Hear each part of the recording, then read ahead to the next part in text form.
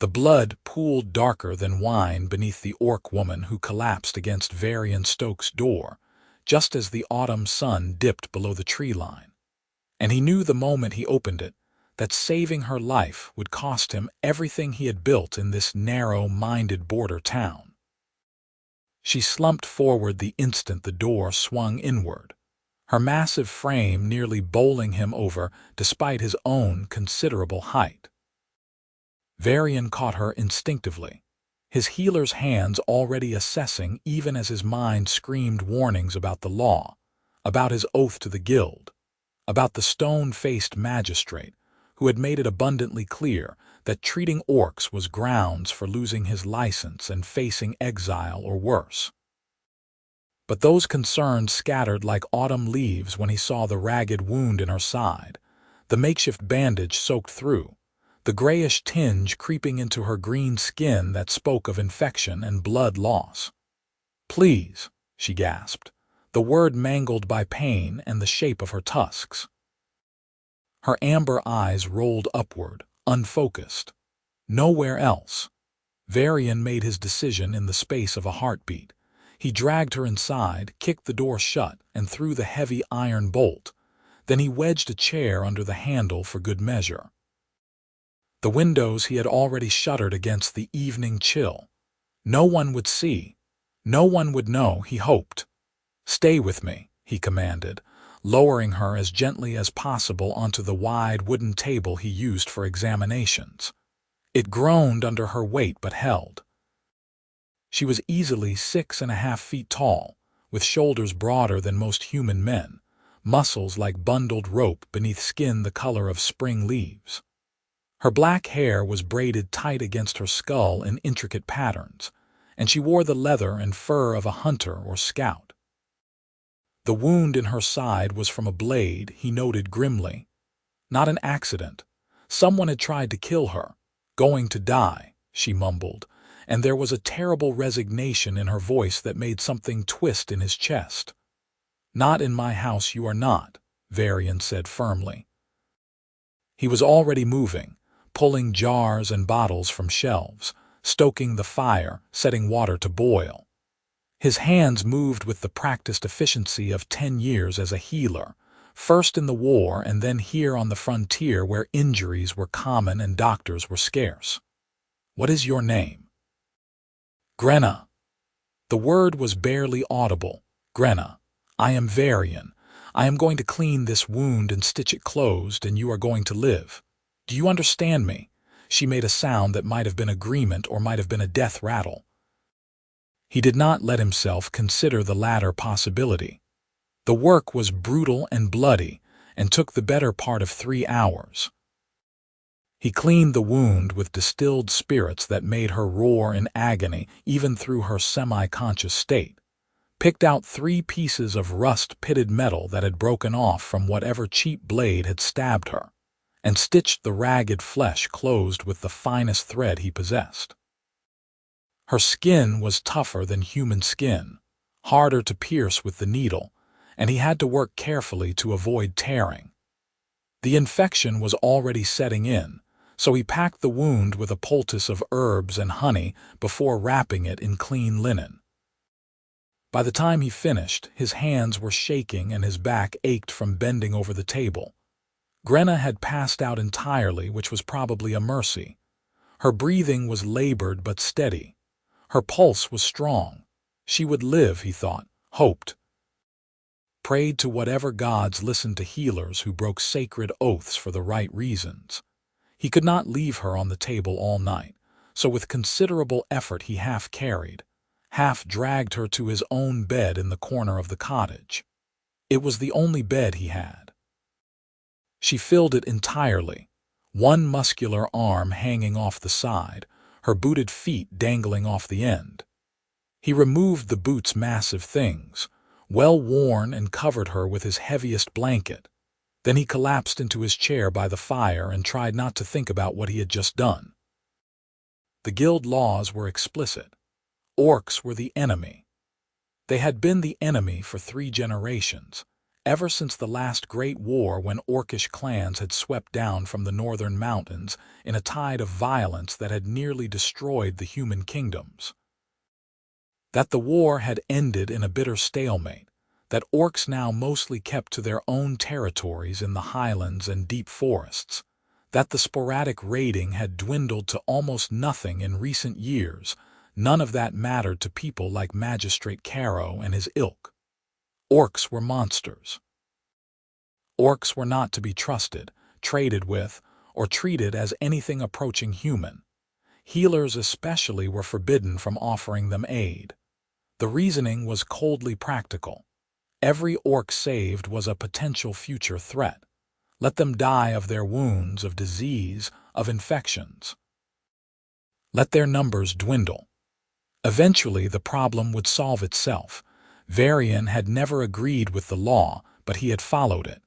He had been young when he took his healer's oath, still grieving his older brother who had died in a skirmish with orc raiders. He had wanted to believe the orcs were monsters, that the law was just.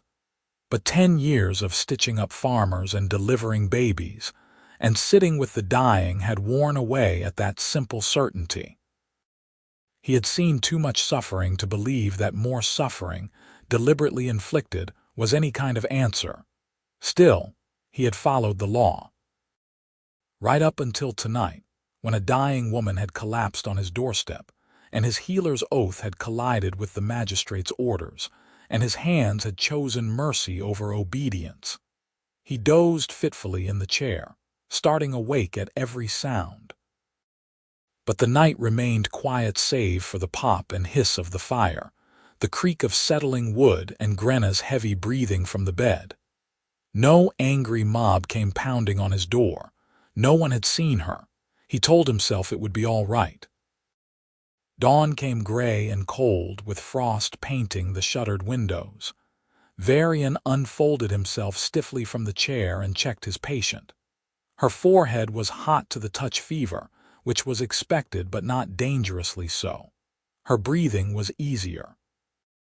When he carefully peeled back the bandage, the wound looked clean, the flesh around it pink rather than the angry red or putrid black of advancing infection. He allowed himself a small moment of satisfaction. She would live. The question now was what to do with her once she woke. He was preparing a strengthening broth from bone stock and herbs when he heard her stir. He did not turn immediately, giving her time to orient herself, to remember where she was and how she had gotten there. "You are in my home," he said quietly, still facing the fire and the pot suspended over it. "You were wounded. I have treated you. You are safe here." Silence. Then, in a voice rough as gravel, "You are human." "I am. Humans do not help orcs." This one did. He heard the rustle of blankets, a bitten-off sound of pain as she tried to sit up. He turned then, wooden spoon still in hand. She had managed to prop herself halfway up, one hand pressed to her bandaged side. Her face was sheened with sweat, but her amber eyes were clear and focused on him with an intensity that was almost physical. "Why?" she demanded. Varian stirred the broth, considering. "Because you were dying," he said finally. "Because I am a healer and it is what I do. You will be punished for this. Only if someone finds out, which they will not if we are careful." She stared at him, clearly trying to reconcile his words with everything she knew about humans, about the world, about the way things were supposed to work. He could see the suspicion in her face, the wariness of someone who had learned never to trust a kindness because it always came with a price. "What do you want from me?" she asked bluntly. "Nothing." He ladled broth into a wooden bowl and brought it to her. "Drink this. You have lost a lot of blood and your body needs to rebuild." She took the bowl but did not drink, still watching him with those unnerving eyes. "Nothing," she repeated, flat disbelief in her tone. "Nothing," he confirmed. "Though I would appreciate knowing how you came to be stabbed, in case whoever did it comes looking to finish the job." Grenna looked down at the broth, and some of the hard suspicion leaked out of her expression, replaced by a bone-deep weariness. "Raiders," she said quietly. "Human raiders from one of the settlements deeper in Orc territory. They have been attacking outlying farms, killing families, stealing livestock. My clan sent scouts to track them. I found their camp. They found me too." She touched her side gingerly. "I was lucky. They thought they killed me. I played dead until they moved on, then I ran.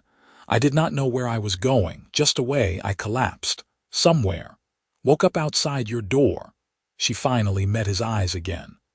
"That is all I remember until you started cutting me open, cleaning your wound," Varian corrected mildly.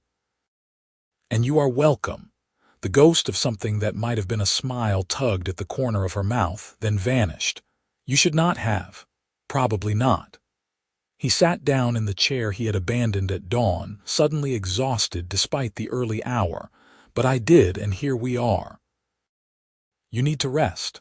The wound will take time to heal properly." "I cannot stay here." "You cannot leave." "Not yet. You would tear open the stitches within a mile and bleed out on the road." Grenna's jaw tightened, frustration and helplessness warring in her expression. She was a warrior, he realized. A scout, someone used to action and self-sufficiency. Being trapped and helpless and dependent on a human stranger, had to be its own kind of torture. "How long?" she asked finally. "A week at least. Maybe 2, depending on how quickly you heal." She closed her eyes, and he saw her throat work as she swallowed.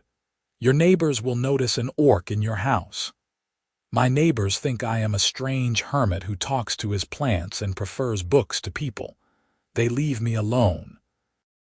As long as you stay quiet and I keep the shutters closed, no one will know.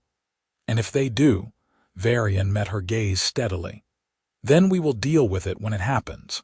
For now, drink your broth and sleep. Healing is work and you need your strength." She hesitated a moment longer, then brought the bowl to her lips and drank.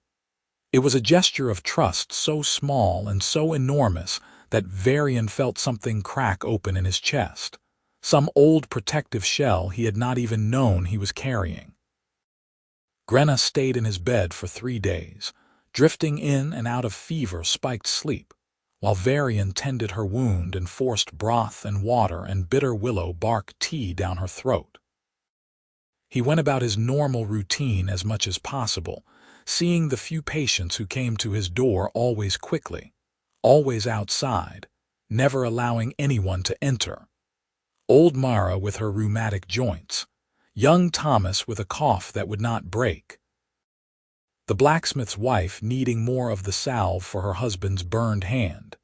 Each time someone knocked, Varian's heart hammered against his ribs, certain this was the moment he would be discovered. But no one asked questions. No one tried to push past him. He was careful to keep his voice low and his visits short, and everyone seemed content to be treated on the doorstep and sent on their way. On the 4th day, he came back from drawing water from the well to find Grenna out of bed, standing by the shuttered window with one hand braced against the wall for support. She was dressed only in the loose linen shirt he had put on her after removing her blood-soaked tunic, and it hung on her like a child's nightshirt despite being sized for a man of Varian's height. The bandage around her torso was clean and white. "You should be resting," he said, more sharply than he intended. She glanced over her shoulder at him. "I have rested. I need to move or my muscles will weaken." "Your muscles will be fine. Your wound will not be if you tear it open."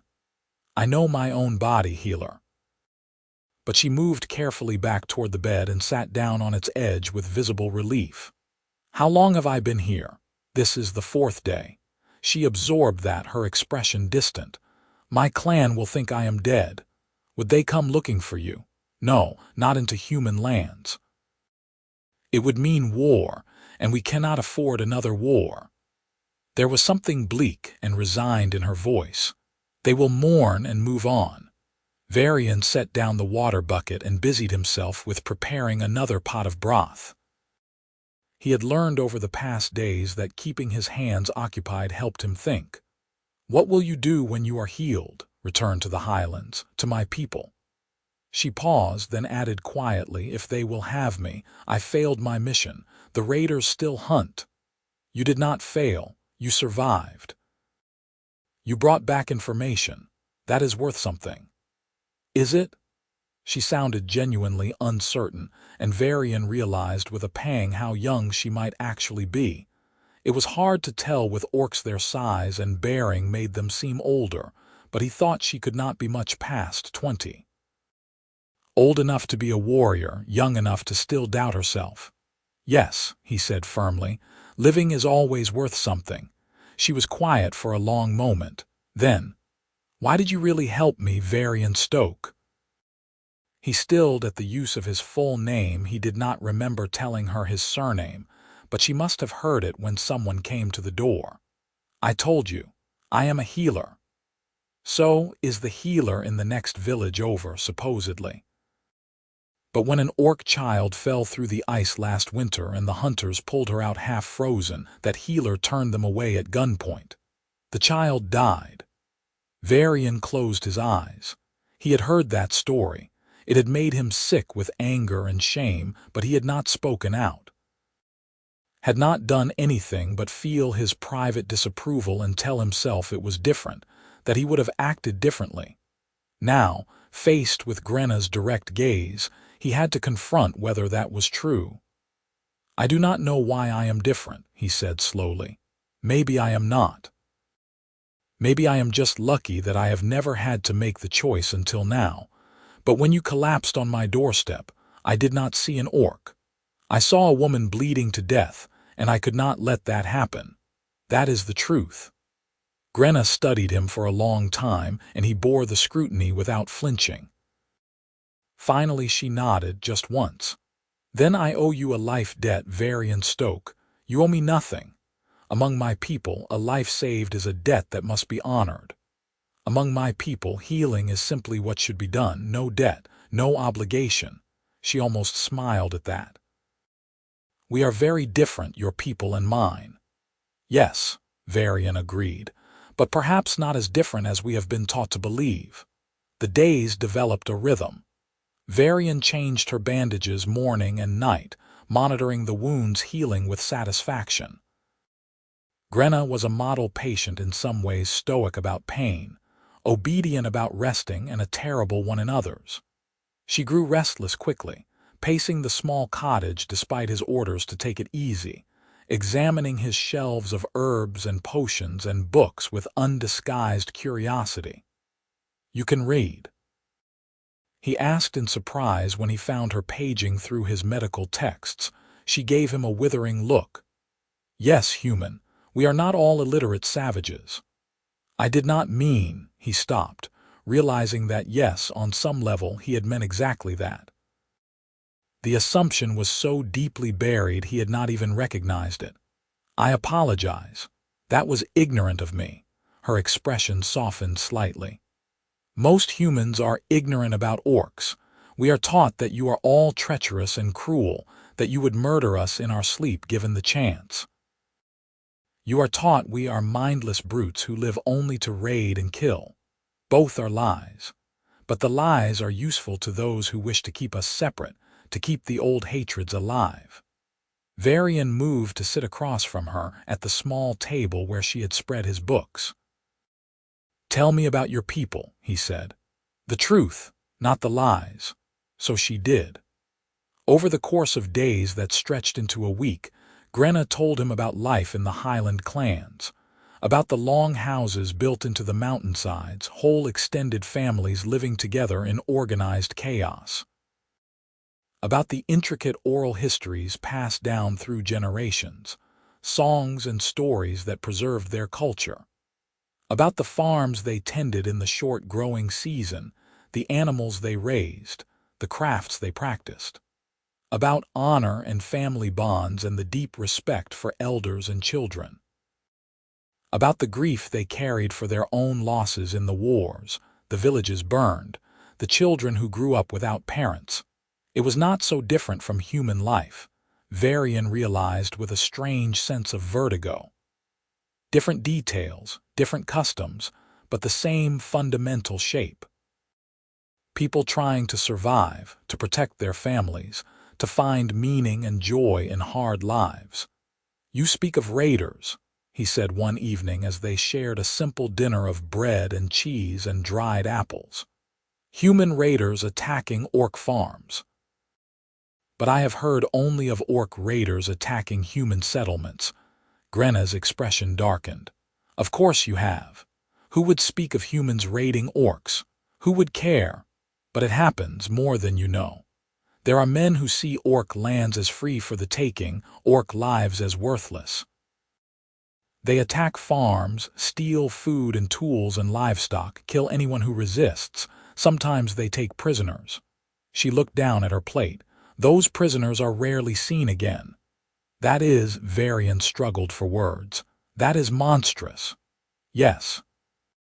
But it is easier to believe orcs are the monsters, is it not? Easier to justify the laws that let us die untreated, that forbid trade or peace talks or any chance of understanding." She met his eyes. "You broke that law for me. Do you know how rare that makes you?" "I broke it because it was wrong." "Many laws are wrong. Most people follow them anyway." He could not argue with that. Instead he asked, "What would peace look like, do you think, if our peoples could find it?" Grenna leaned back in her chair, wincing slightly at the pull on her healing wound. "I do not know.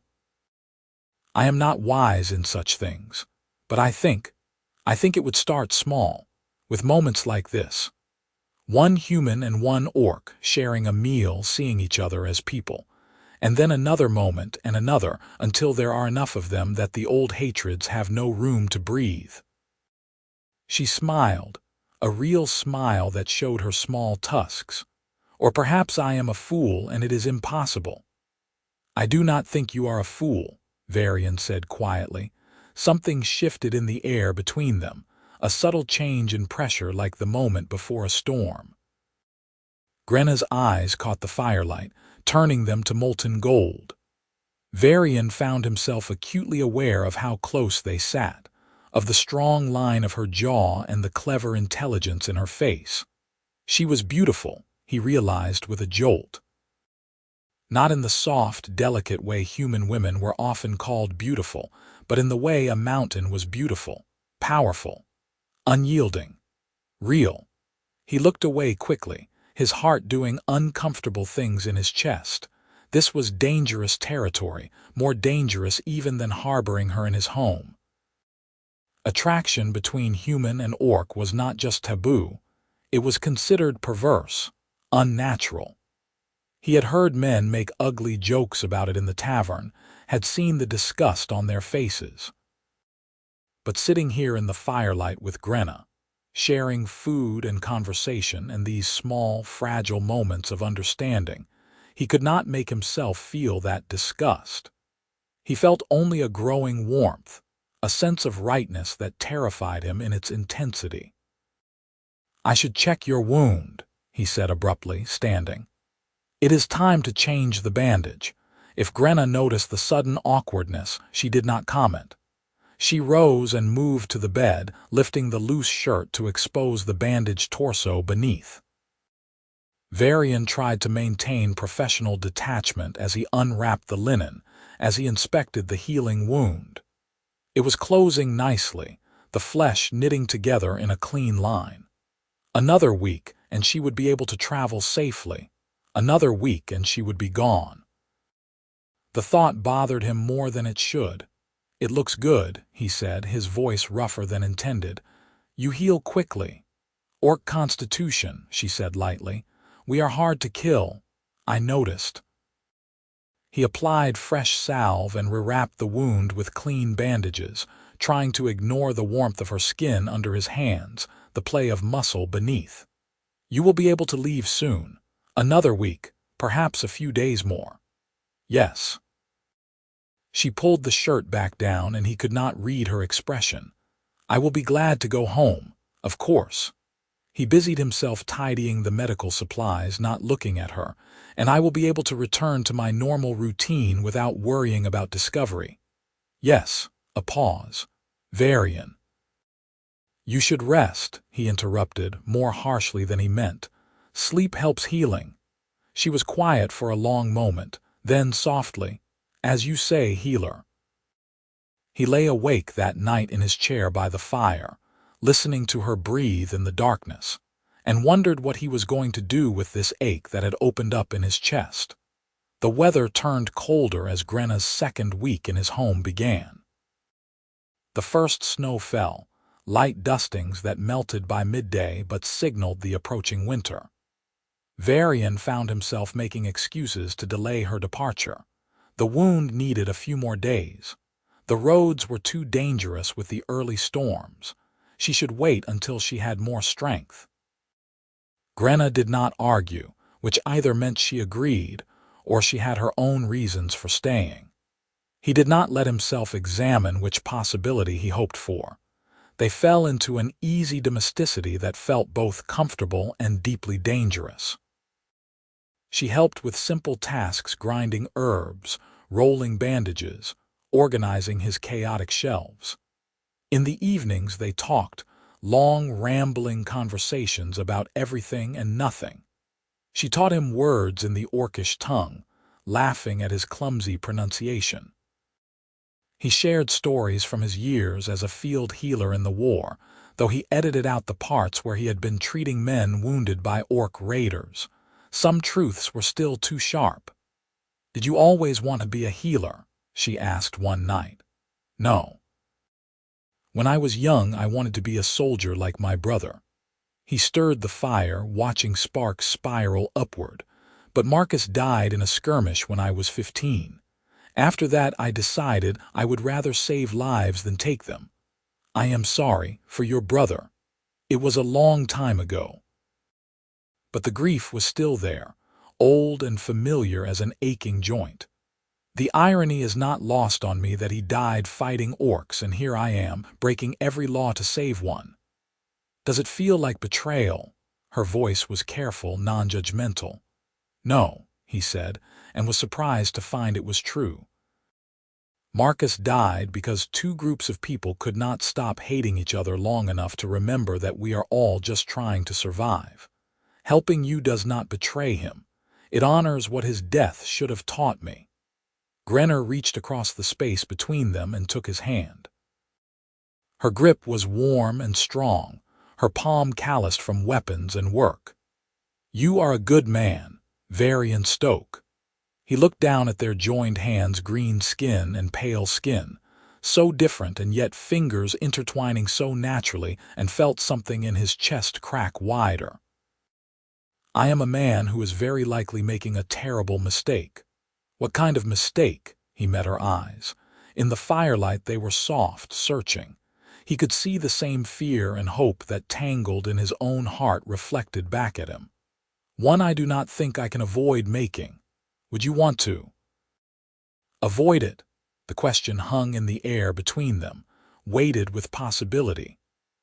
Varian thought about lying, about laughing it off, about protecting them both from the impossible situation they were falling into. But he had never been good at lying, and he was tired of pretending he did not feel what he felt. "No," he said quietly. "I do not think I would." Grenna's hand tightened on his. "My people have a saying, 'The heart knows no borders.' I used to think it was romantic foolishness. But now—" She trailed off, then continued with visible effort. "I have to leave soon, Varian. I have to return to my clan, but I do not want to. Because of the wound, because of you." She said it fiercely, almost angrily, as if the admission had been pulled from her against her will. "Because somehow in the space of 2 weeks you have become someone I care about, and the thought of walking away and never seeing you again feels like tearing off my own arm." Varian's breath caught. "Grenna, I know it is impossible. I know there is no future in this. I am Orc, you are human. My people would cast me out if they knew I had feelings for a human. Your people would kill you for harboring me, let alone anything else. There is no world where this ends well. I know. He lifted her hand to his lips and kissed her knuckles, feeling her sharp intake of breath. But I do not care, you should, probably, he smiled crookedly. I have never been very good at doing what I should, she laughed, the sound shaky but genuine. I noticed. They sat in silence for a long time, hands still joined, the fire burning low. Finally, Grenna said, "What do we do?" "I do not know," Varian admitted. "But we have a few more days before you are healed enough to travel. We could. See what happens. See if this is real or just proximity and shared danger making us feel things that will fade once you are gone. And if it does not fade, then we will figure something out, together." It was a fragile plan, more hope than strategy. But Grenna nodded, and they sat together until the fire burned to embers, neither willing to be the first to let go. The next days were sweet and painful in equal measure. They did not speak directly about what had shifted between them, but it was present in every small gesture. The way Varian's hand lingered when he checked her wound. The way Grenna's eyes followed him around the cottage. The way they sat closer together at meals, shoulders brushing, sharing warmth. One afternoon, as light snow fell outside, Grenna asked to see his garden. "I need air," she said. "I am going mad inside these four walls." It was risky, anyone passing by might see them, but Varian could not deny her. He bundled her in one of his heavy cloaks, the hood drawn up to shadow her features, and led her outside to the winter garden behind his cottage. The herbs had mostly died back or been harvested, but there were still a few hardy plants showing green against the snow, carefully tended. "You talk to them," Grenna said, remembering his comment about his neighbors. "Do they answer in their own way?"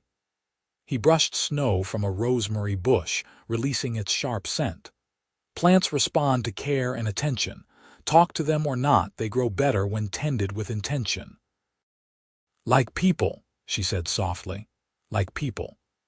She wandered the small garden, touching plants with careful curiosity, her breath misting in the cold air. Varian watched her and felt his heart do that painful swoop that was becoming familiar. In his cloak, amid his plants, she looked like she belonged here, like she fit into his life as naturally as breathing. "Teach me about them," she said suddenly. "The plants, what they do, how you use them." So he did, moving from bed to bed, pointing out the thyme and sage and lavender that would come back in spring. The yarrow good for stopping bleeding, the feverfew for headaches, the valerian for sleep. She listened intently, asking thoughtful questions, and he realized she was not just making conversation. She was memorizing this, building a catalog of knowledge she could take back to her people. "We have healers," she said when he commented on her focus. "But we are often short on supplies, and our plant knowledge is different from yours. If I could bring back even some of this." She gestured at the garden. "It might help someone, save someone." "I could write it down for you," Varian offered. "A guide. Plants you might find in the highlands, how to prepare them, what they treat." Her face lit up. "You would do that, of course. Medical knowledge should not be restricted by borders or prejudice. Sickness does not care if you are human or orc." On impulse, she leaned in and kissed his cheek. It was quick and chaste, but it sent heat racing through him. She pulled back, looking startled at her own boldness, but she was smiling. "Thank you." He touched his cheek where her lips had been, feeling like a foolish young man with his first crush. "You are welcome." They stayed outside longer than was wise, until their faces were numb with cold, and Varian insisted they go back in before Grenna caught a chill. Inside, he set her to warming by the fire while he made tea, and tried not to think about how few days they had left. That night he started writing the plant guide, working by firelight while Grenna slept. He filled pages with careful diagrams and detailed instructions, everything he knew that might be useful to her. It was practical. It was a gift. It was also an excuse to keep her in his life even after she left, to give her a reason to remember him. He was still writing when dawn came pale through the shutters. Grenna stirred and sat up, rubbing her eyes. "Did you sleep at all? I got caught up in the work." He set down his pen and rolled his stiff shoulders. "It is nearly finished." She came to stand behind him, reading over his shoulder. He felt the warmth of her body, smelled the scent of her leather and wood smoke and something uniquely her own. Her hand came to rest on his shoulder, a gentle weight. "This is beautiful," she said quietly. "You did not have to spend all night on this." "I wanted to." He tilted his head back to look up at her. She was haloed by the morning light, her expression soft and wondering. "I want you to have every tool possible to help your people. And—" He hesitated, then plunged ahead. "I want you to have something to remember me by. I will not forget you, Varian Stoke." Her hand tightened on his shoulder. "Not in 100 years. Good." He stood, turning to face her. They were very close in the small space. "Because I do not think I could forget you either." She reached up to touch his face, her thumb tracing his cheekbone with infinite gentleness. "This is madness. Yes, we should be sensible. I should leave as soon as possible. We should forget this ever happened. Yes." "I do not want to be sensible," she whispered. "Neither do I." When they kissed, it was nothing like the chaste peck she had given him in the garden. This was heat and hunger and all the feeling they had been holding back. Her tusks were strange against his lips but not unpleasant, and she kissed like she did everything else with complete commitment, holding nothing back. Varian wrapped his arms around her, pulling her close, feeling the solid strength of her body against his. She made a sound low in her throat and deepened the kiss, and for a while there was nothing but sensation and want and the rightness of being exactly where they were. When they finally broke apart, both breathing hard, Grenna pressed her forehead to his. "This complicates things considerably." He could not stop smiling. "I still have to leave, I know. I have no idea how we make this work, neither do I, but we will figure it out." He pulled back enough to meet her eyes. "If you want to, if this is not just—" She silenced him with another kiss. "I want to," she said against his lips. "Ancestors help me, I want to." They spent that day in a kind of golden bubble, the outside world temporarily forgotten. They talked and kissed and planned impossible futures. Grenna suggested Varian could come with her to the Highlands. He would be welcomed as a healer. She was sure of it. Varian countered that she could stay here with him. They could be careful, hide her identity somehow. Both plans were fragile as spun glass, and they both knew it. But for one day they let themselves pretend. Reality came crashing back the next evening when someone pounded on Varian's door with the urgency of emergency. Varian and Grenna froze, staring at each other across the cottage. The pounding came again, followed by a familiar voice. "Varian, open up. We need help." It was Thomas, the blacksmith's nephew. Varian's mind raced. There was nowhere to hide Grenna, nowhere she would fit that would not be immediately obvious. The pounding came again, more urgent. "Stay quiet," he mouthed to her. "Whatever happens, stay quiet." He opened the door just wide enough to slip outside, pulling it firmly shut behind him. Thomas stood on the step, his face pale in the twilight. Behind him was another young man Varian recognized from the village, supporting a third man between them who was clearly injured. "What happened?" Varian asked, already moving toward them. "Hunting accident," Thomas gasped.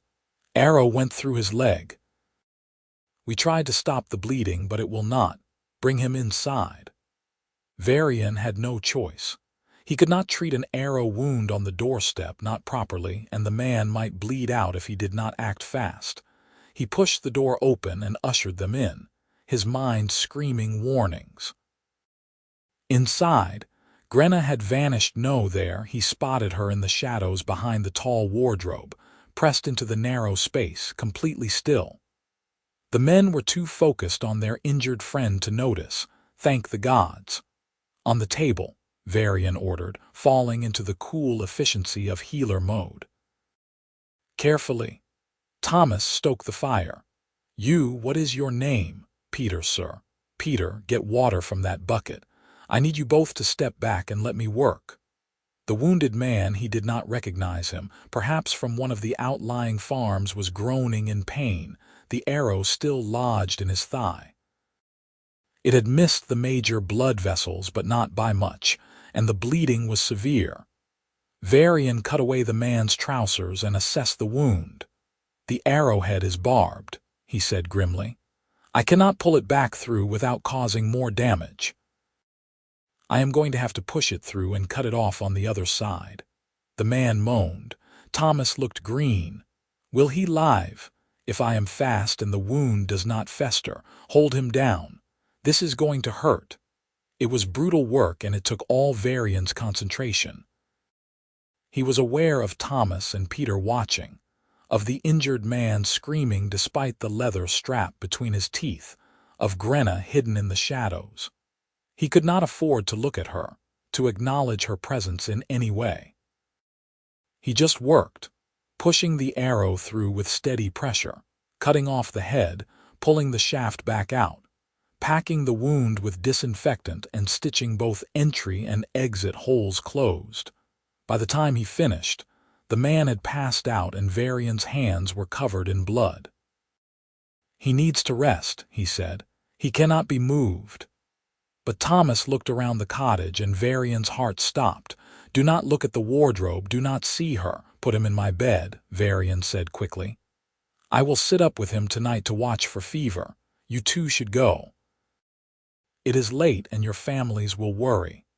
Thomas hesitated, clearly torn between staying to help and relief at being dismissed from the blood and suffering. Relief won. If you are sure. I am. Come back in the morning. If he makes it through the night without fever, you can take him home then. They left with profuse thanks, and the moment the door closed behind them, Varian sagged against it. Grenna emerged from her hiding spot, her face tight with tension. That was too close, she said. I know. He looked down at his bloody hands, suddenly exhausted. Help me move him to the bed. Then I need to check your wound. All that excitement cannot have been good for it. Together they carefully transferred the unconscious man to the bed. Grenna moved with ease despite her healing injury, and Varian was reminded again of her strength. With the patient settled, she turned to him. Your hands, she said. He looked down. They were shaking. Now that the emergency was over, reaction was setting in. He had been so close to discovery. If Thomas or Peter had looked more carefully, if the injured man had woken at the wrong moment, if any one of a dozen things had gone differently. Grenna took his hands in hers and led him to the basin, washing the blood away with gentle efficiency. The role reversal was not lost on him. Breathe, she said quietly. You did well. We cannot keep doing this, he said, and hated how defeated he sounded. This subterfuge, this hiding. Eventually we will be caught, and then. He did not finish the sentence. They both knew what then. I know. She dried his hands with a cloth, still holding them. I should leave tonight before anything else happens. Your wound is healed enough. You said so yourself. She attempted a smile. I am strong, remember, hard to kill. He wanted to argue to find reasons to make her stay, but she was right. Every moment she remained was another chance for disaster, and they had been lucky so far, absurdly, impossibly lucky. That luck could not hold forever. In the morning, he said finally. Leave in the morning. That will give me time to finish the plant guide and put together supplies for your journey. She nodded. In the morning. They did not sleep that night. Varian tended the injured man. His name was Jacob. He learned, checking papers in the man's coat while Grenna packed and repacked the few belongings she had.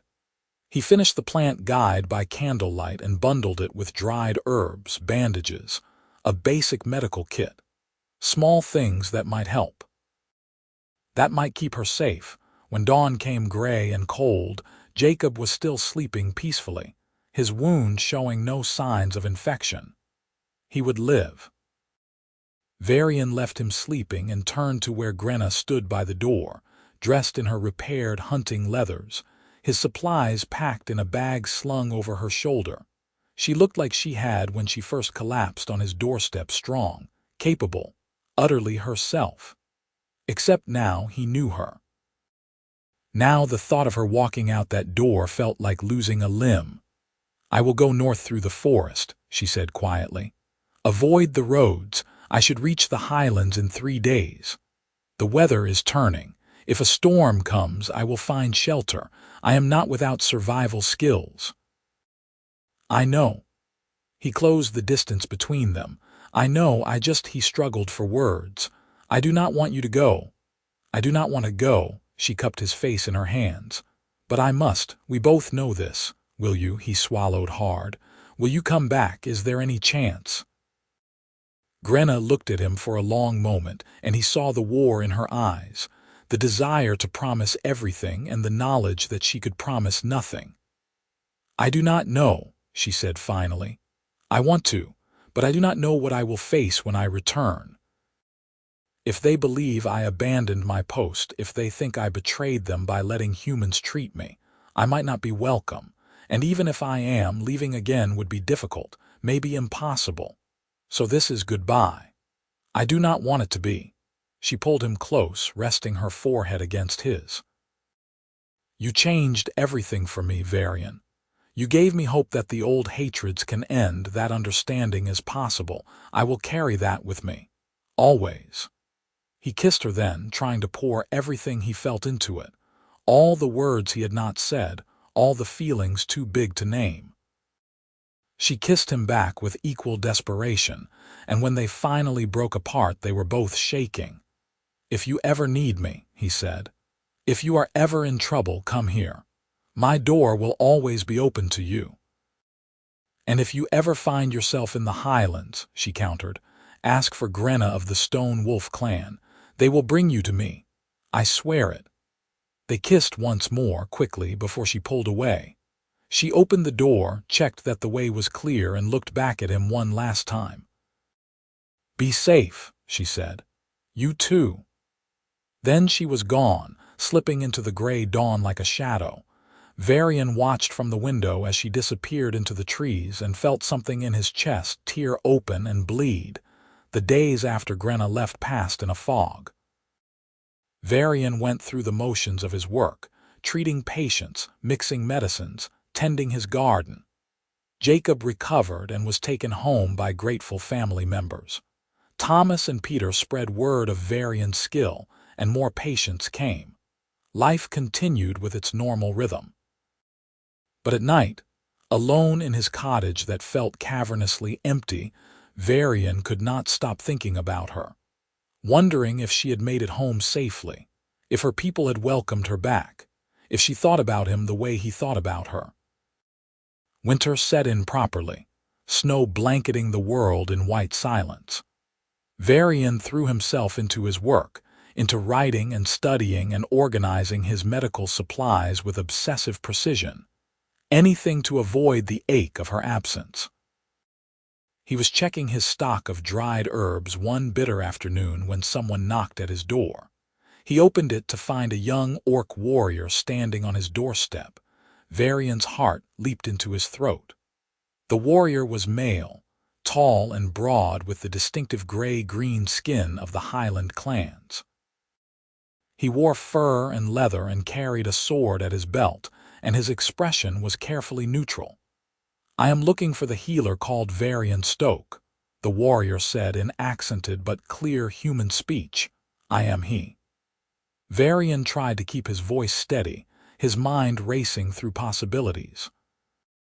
Was this about Grenna? Had something happened to her? The warrior studied him for a long moment.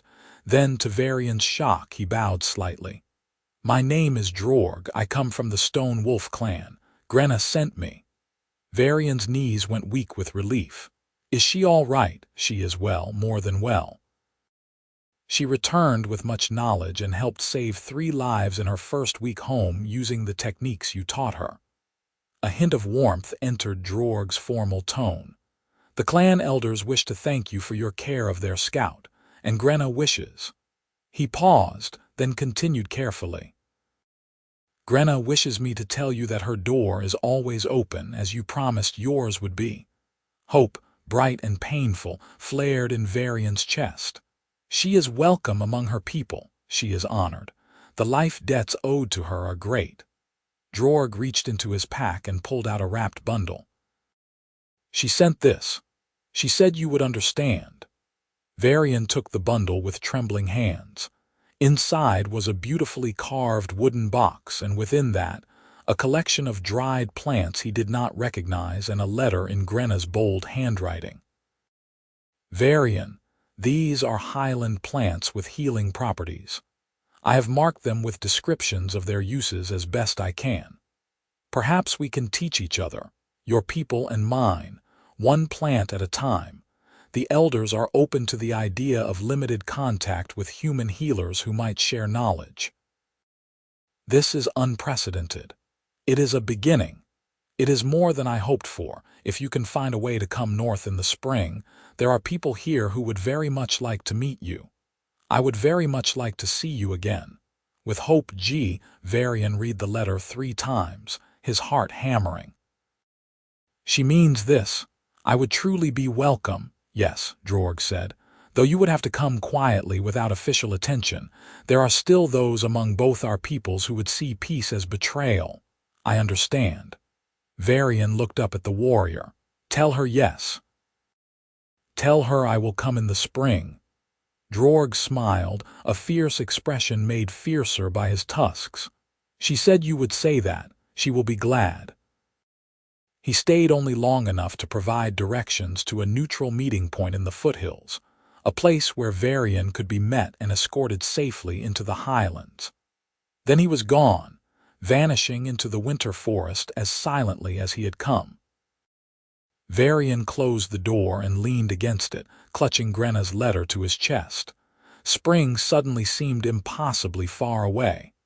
But for the first time since she left, he had something more than memories. He had a plan. He had hope. Winter was long and hard that year, but Varian barely noticed. He spent his time preparing, learning everything he could about Highland geography and culture, carefully selecting medical supplies that would be useful to orc healers. He wrote detailed texts on human healing practices, and began teaching himself the basics of the Orcish language from a grammar book he found in the back of the general store, dusty and forgotten. When patients came, he began asking careful questions about their attitudes toward orcs.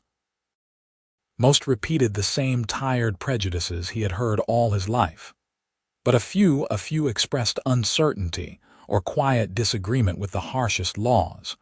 Those few he cultivated carefully, planting seeds of doubt about the old hatreds. It was slow work, probably pointless.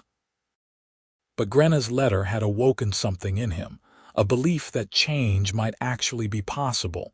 The first thaw came in late Marcham, and with it, Drorg returned. The passes are clear, he said simply.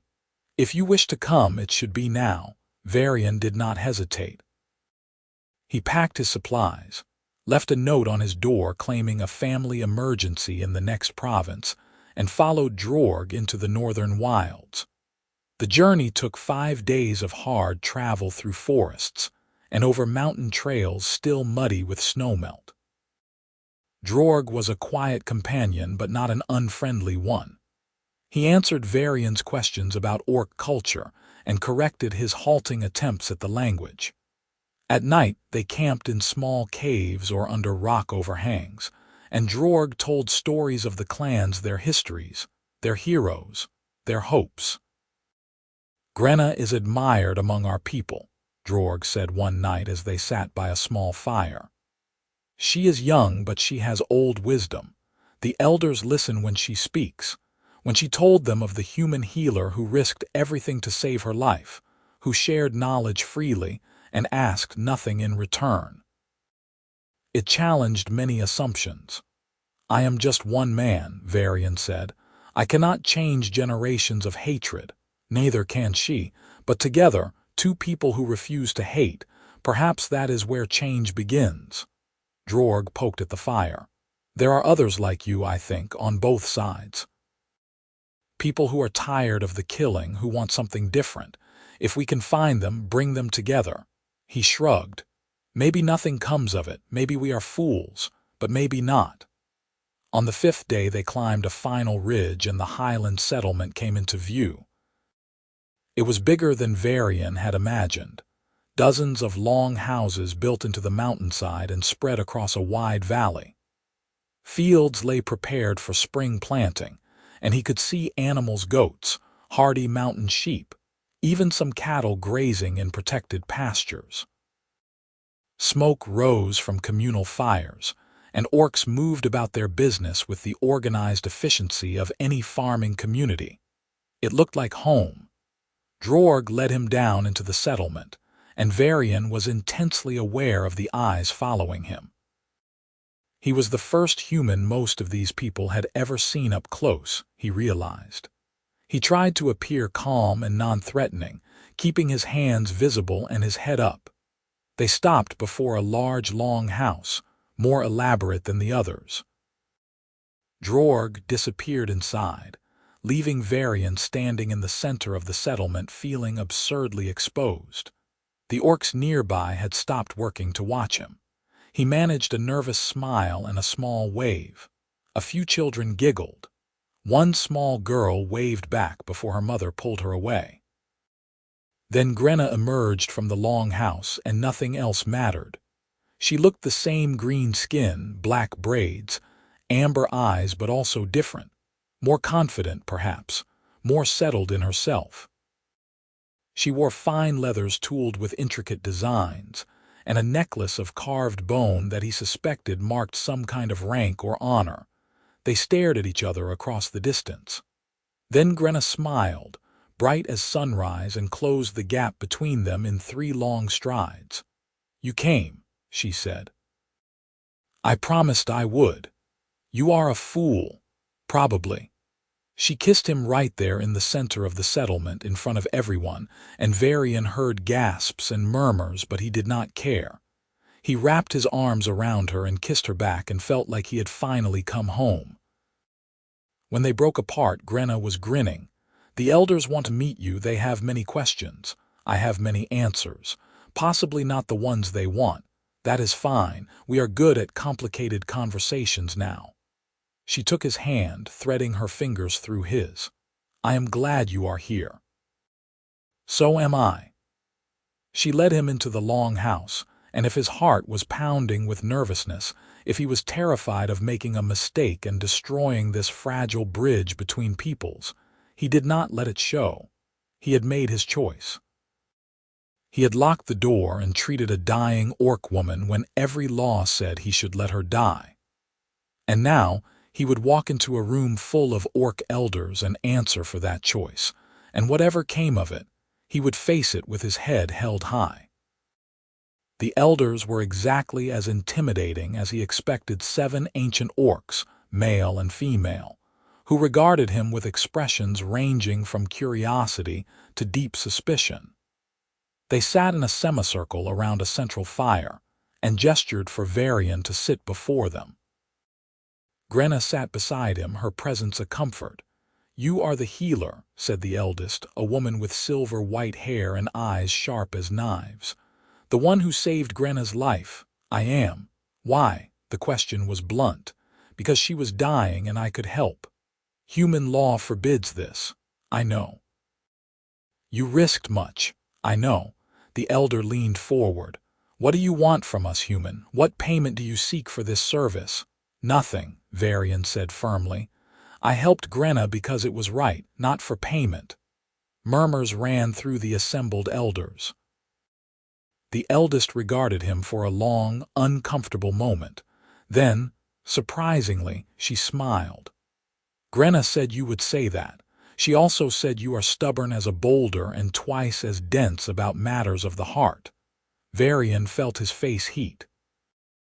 Beside him, Grenna made a strangled sound of mortification. "Grandmother, it is true, is it not?" The elder's eyes sparkled with amusement. "You both dance around your feelings like fawns in spring. It is exhausting to watch." Another elder, male and gray-bearded, chuckled. "Young people, always making simple things complicated." He fixed Varian with a stern look. "You care for our Grenna." It was not a question, but Varian answered anyway. "Yes, very much. And you, granddaughter, you care for this human?" Grenna's hand tightened on Varian's. "Yes," she said clearly. "I do." The elders exchanged glances, some kind of unspoken communication passing between them. Finally, the eldest spoke again. "This is unprecedented. A human and an orc bonded in affection. It will not be easy, many will oppose it, among your people and among ours." "We know," Grenna said. "And yet you wish to pursue this path." Varian looked at Grenna, at the hope and fear and fierce determination in her face. Then he looked back at the elders. "Yes, if Grenna will have me and if you will permit it, I wish to stay here.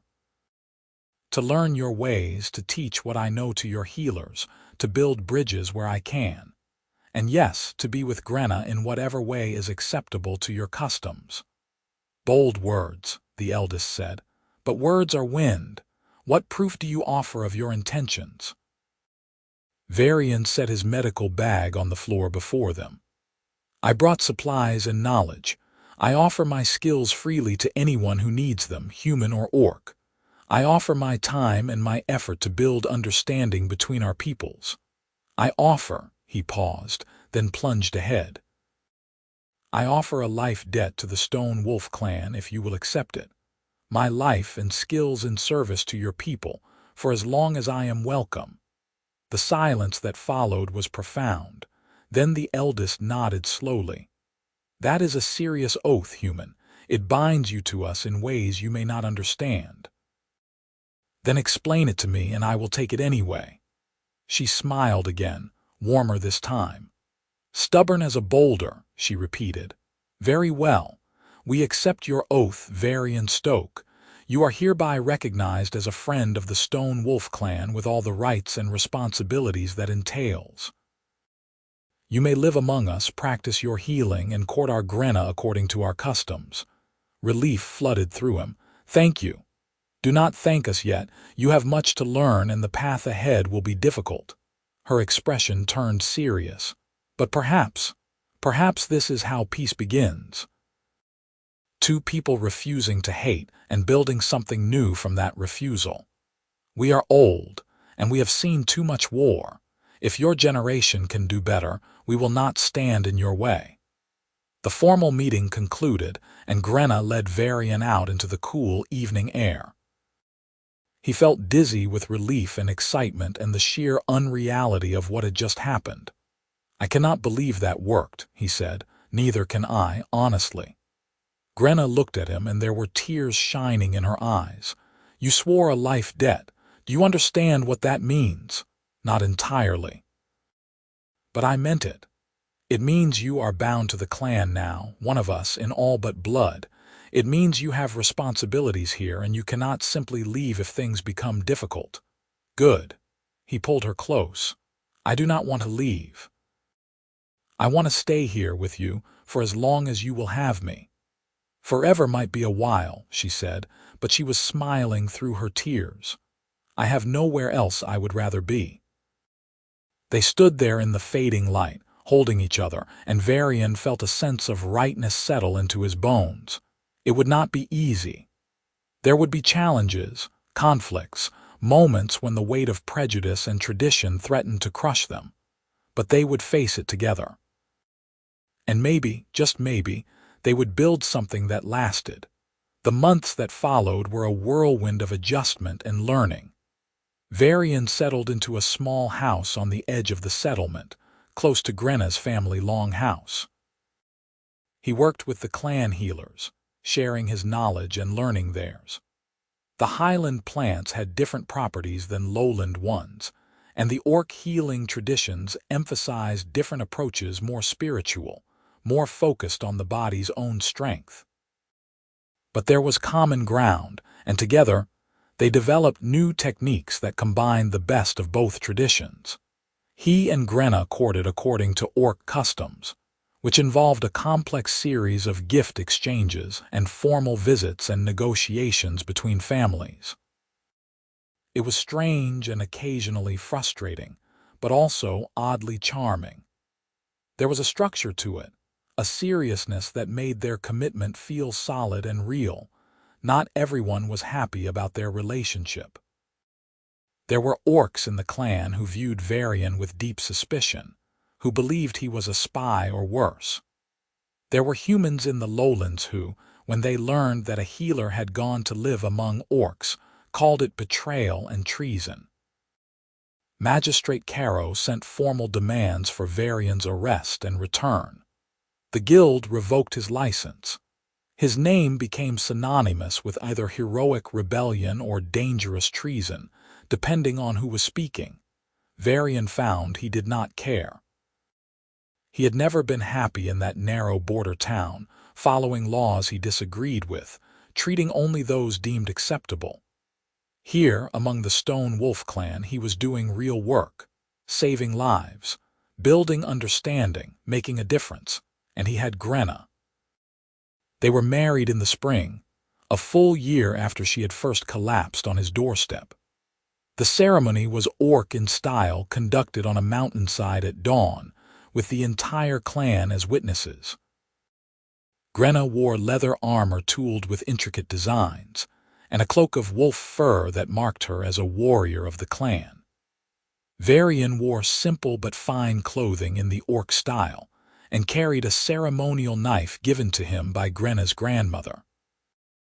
They spoke vows in the Orcish tongue, promises of loyalty and partnership and shared strength. They cut their palms and clasped hands, mingling blood in the ancient tradition.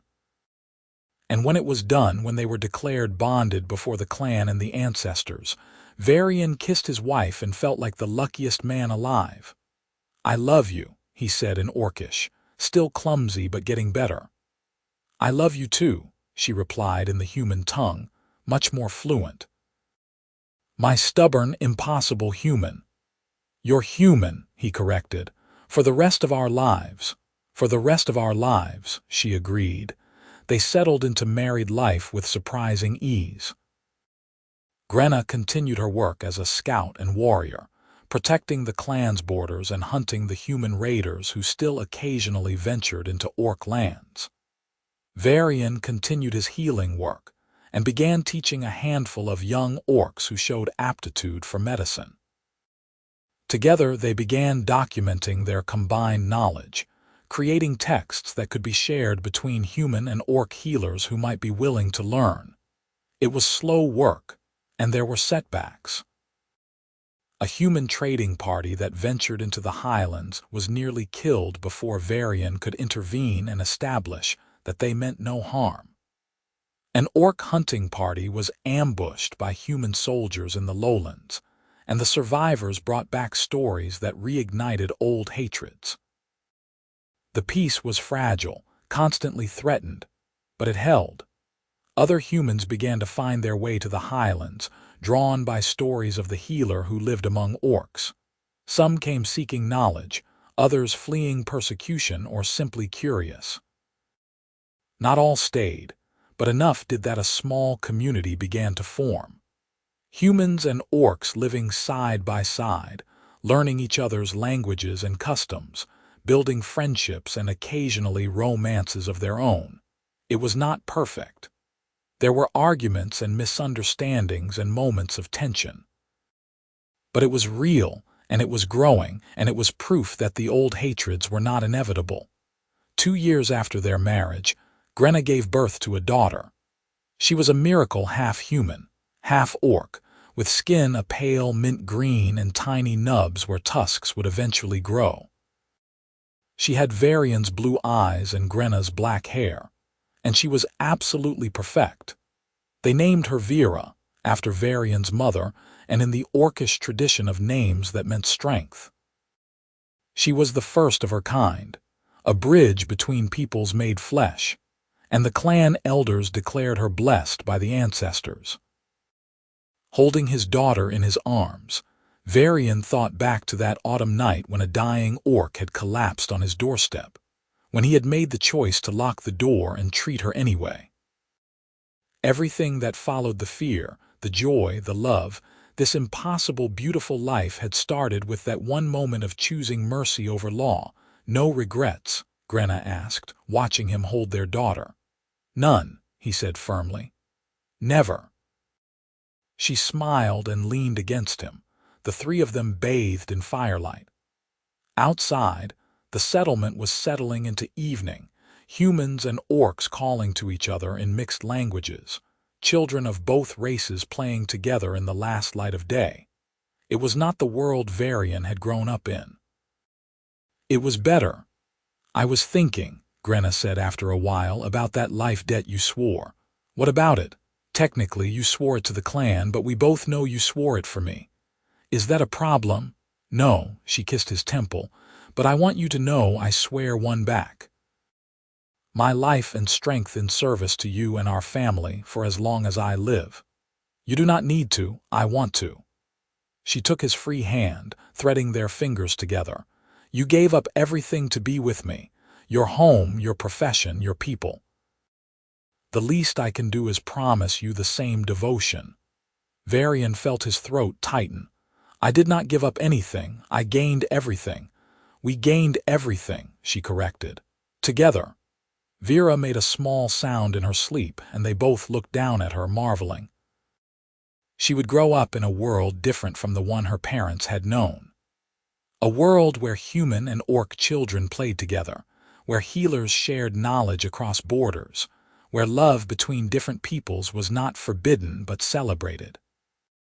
It would not be perfect, there would still be prejudice, still be conflict, but it would be better, and she would help make it better still. You think she will understand? Varian asked quietly. When she is older, what we risked, what we built. I think she will understand that her parents loved each other enough to change the world, Grenna said.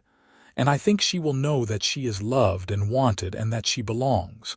That is enough. Yes, Varian agreed. That is enough. They sat together as night fell over the highlands, a human and an orc, and the child they had made, proof that mercy and love were stronger than fear and hatred. Outside, their impossible world continued on, fragile but growing, built on the foundation of one healer who had locked his door and treated a dying woman anyway. And in that moment, wrapped in warmth and love and hard-won peace, Varian knew with absolute certainty that he would make the same choice again. Every time, without hesitation, because healing was not just about treating wounds and curing sickness. It was about seeing the person in front of you, recognizing their humanity or orcness, or whatever they were, and choosing compassion over convenience, mercy over law, love over fear. It was the work of a lifetime, that kind of healing. The work of building bridges and tearing down walls and refusing to accept that hatred was inevitable. But it was work worth doing, and he would spend the rest of his days doing it, side by side with his wife and daughter, in this place they had made home. Years passed, and the impossible became routine. The small community of humans and orcs in the highlands grew into a village, then a town. Trade routes opened, carefully monitored at first but gradually more relaxed. Human merchants discovered that orcs made excellent trading partners, honest, straightforward, and hungry for goods they could not produce in the highlands.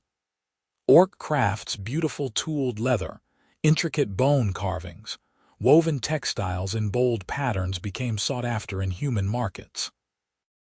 More importantly, marriages like Varian and Grenna's stopped being singular curiosities. Young people on both sides, tired of the old hatreds, began to seek each other out. Some unions failed, the cultural gaps too wide or the prejudice too strong. But others thrived, creating families that embodied the future both species could share. Vera grew into a strong, clever child who moved between human and orc worlds with ease. She learned healing from her father and tracking from her mother, spoke both languages fluently, and seemed utterly unaware that she was supposed to be impossible. Other mixed children were born, and she became their champion and friend, creating a generation that would know no borders. Varian's medical school, for that was what it had become, trained humans and orcs together, teaching combined techniques that proved more effective than either tradition alone. His former colleagues in the guild, many of whom had privately disagreed with the anti-orc laws, began sending students to study with him. Slowly, grudgingly, attitudes were changing. There were still holdouts. Magistrate Caro died cursing Varian's name and was replaced by someone only marginally less bigoted. There were human villages that refused all contact with orcs, and orc clans that clung to isolation and the old ways. Violence still erupted occasionally, usually from extremists on both sides who saw peace as betrayal, but the tide had turned. The proof was in every mixed species trading party, every human child who learned Orcish as a second language, every orc family that sought treatment from human healers. The proof was in the simple fact that Varian and Grenna's daughter could walk through either settlement without fear, accepted in both. On their 10th wedding anniversary, Grenna took Varian back to the place where they had met, his old cottage in the border town. It had been abandoned for years, the garden overgrown, the shutters hanging crooked, but the structure was sound and the memories were strong. "You ever miss it?" Grenna asked as they stood looking at the cottage. "Your old life," Varian considered. "I miss the simplicity sometimes," he admitted, "the quiet, but I do not miss the loneliness or the feeling that I was living half a life, doing half the good I could do." He turned to her. "I would not trade what we have built for anything, even when it is hard, especially when it is hard. The easy path is not always the right path." She smiled and took his hand. "Do you remember when I collapsed on that doorstep? I was so certain I would die. I had made my peace with it. And I was certain I would lose everything if I helped you. My license, my home, maybe my life. We were both right, in a way. You did lose all those things. And I gained so much more." He squeezed her hand. "I gained a life worth living." They stood in silence for a moment, remembering. Then Grenna said, "The clan council wants to purchase this cottage. Turn it into a way station for travelers between our lands. A place where humans and orcs can meet safely, rest, trade." "That is perfect," Varian said. "This place was built on a moment of mercy and trust. Let it continue that work." They walked through the cottage one last time, and Varian showed Grenna where he had performed the surgery that saved her life, where they had shared their first meal, where they had fallen in love despite every reason not to. Then they locked the door, not to keep anyone out this time, but to preserve it for the future, and walked away hand in hand. The path back to the highlands was well traveled now, marked and maintained, safe for even inexperienced travelers. They met several people on the road: a human merchant with orcish guards, an orc family traveling to visit human relatives, a group of mixed species children on some kind of adventure. Everyone greeted them warmly, and several asked Varian about medical questions. This was normal now. This was the world they had made.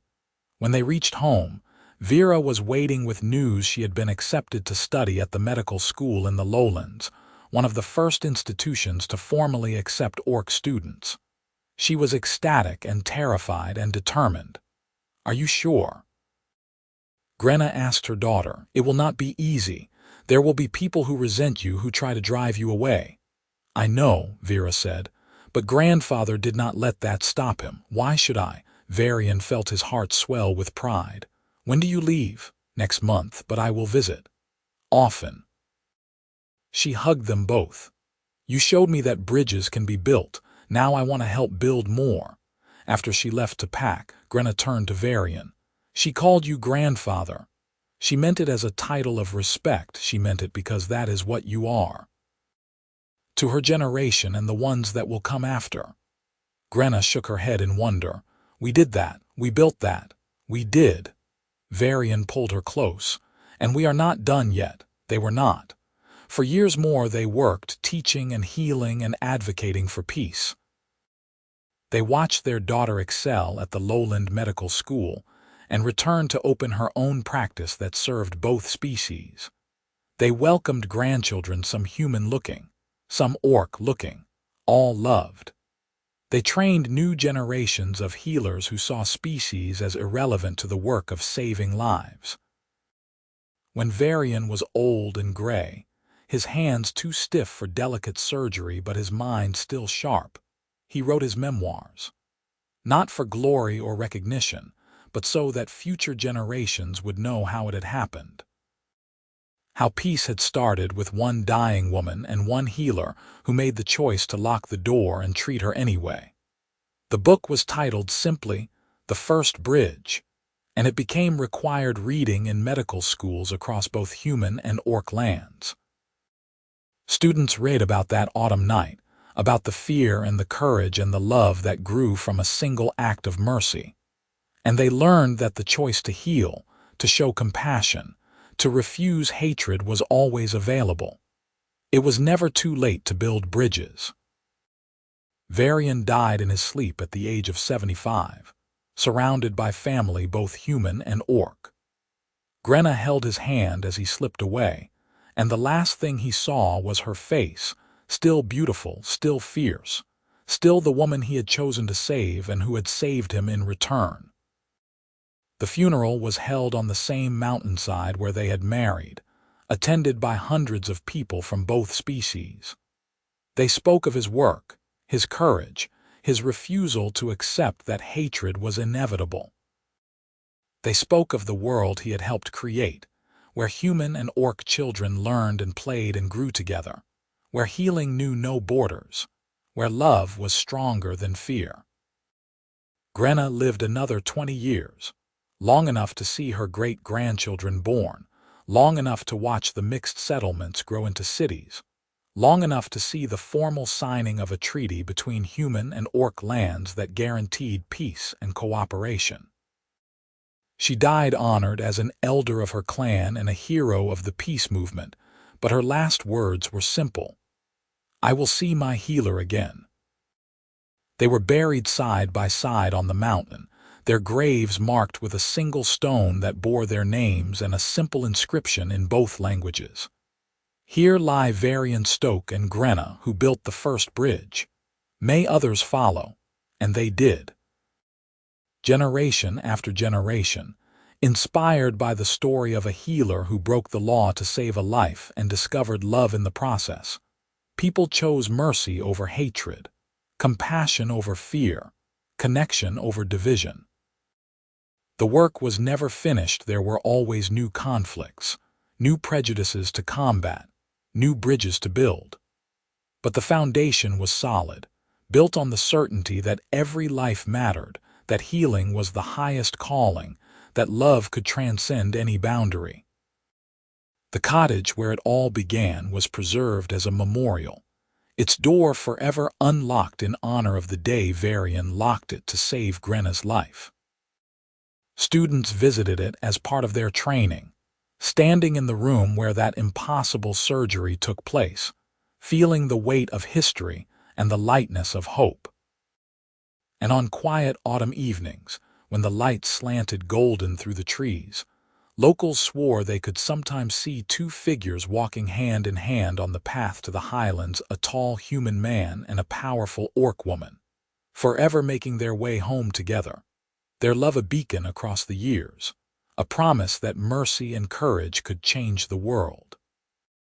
The story that began with blood on a doorstep ended with peace across nations, with families that spanned species, with a world transformed by the simple revolutionary act of one person choosing to heal another, despite every law, every prejudice, every reason to turn away. It ended with hope. And that, in the end, was everything